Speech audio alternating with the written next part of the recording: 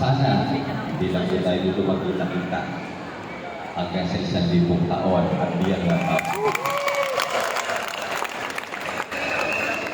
Ako po naguluwa na makita ko mga kapatid ko dito.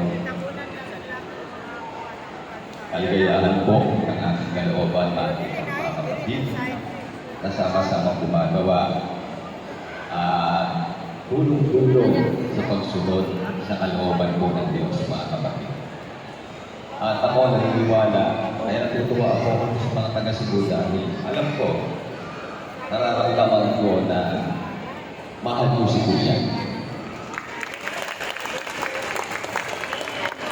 At nararamdaman ko naman ang alam ko na mahal po kayo ni Kuya.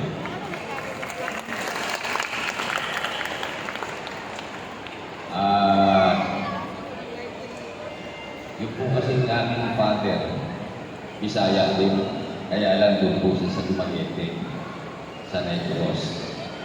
No, nanilahi din po kami Bisaya. Hindi lang po ako manunong Bisaya.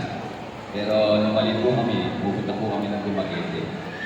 Kami po pamilya. Awa naman ang Diyos, kapatid niyo kayo, tatay ko naman inaalib at nagpahinga na siya ay papatid sa iglesia po ng Diyos.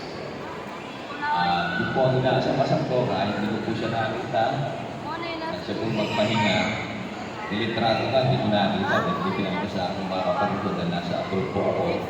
Asa ka po yung magkasagawa po ng bautismo, hindi po ko nakauwi.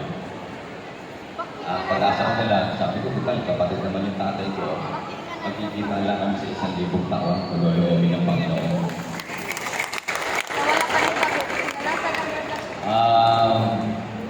Happy Fiesta po ng Diyos sa inyo lahat, mga kapatid.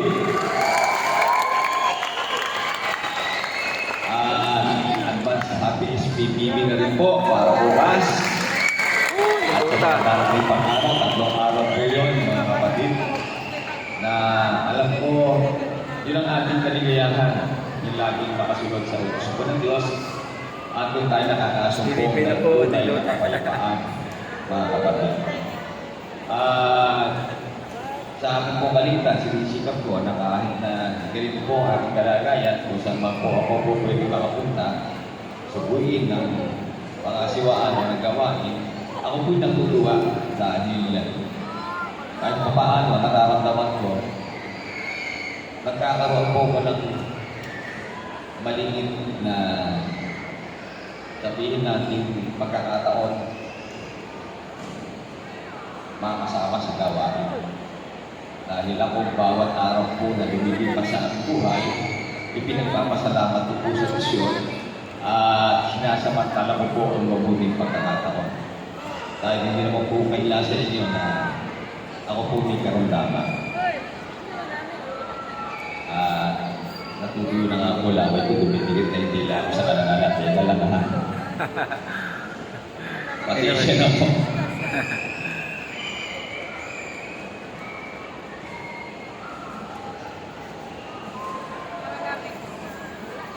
Mahaba na po yung sinasabi ko. Ngutang yung laway. At tutuyo na yung laway ko, didikit na yung dila ako sa galagala. Kailangan po po mag-lubricate. Kaya gano'n po kung minsan sa layo ng ginagamit. Pero kahit po tubig pwede na para mapagsalita. Habang nakakapagsalita pa, sinasamantala ko na. Dahil alam ko darating ang panahon, di na makakapagsalita.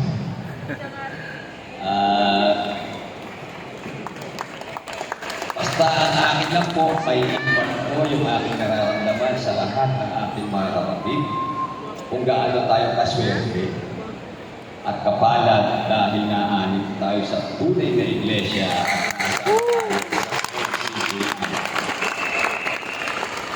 At lagi pong bilin ni Kuya na tayo po'y lagi magtinginan sa isa't isa. Ano po? Gayong din extended yun hanggang sa ating mga kapwa-tao na nangangailangan. Kaya meron tayong mga mabuting gawa na ginagawa sa ating mga kapwa para magliwanag sa atin yung ilaw ng Diyos na katwiran, makita nila ang Diyos natin sinampalatayanan kung gaano kabuti, mga kapatid.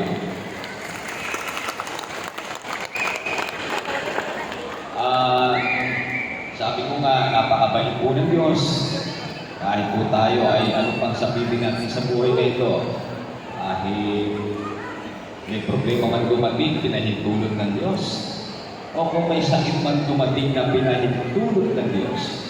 O kung may magpahinga man sa ating napahintulot po ng Diyos, yun po ay mabuti para po sa ating na nakikita ng Diyos. Dahil meron tayong mga hindi nakikita na ang Diyos ang nakakaalam ng pinakamabuti sa lahat. Kaya naturuan na po tayo mga magkakapatid kung paano natin gagamitin ang lahat ng bagay sa ikabubuti. Dapat alam lang po natin gamitin, mga kapatid. Gaya na itinuturo sa atin ni Kuya. Ano po? Mag-stick lang po tayo ron, huwag tayong aalis sa pag-akay po ni Kuya. Ako po naniniwala makakarating tayong lahat sa buhay na walang hanggan.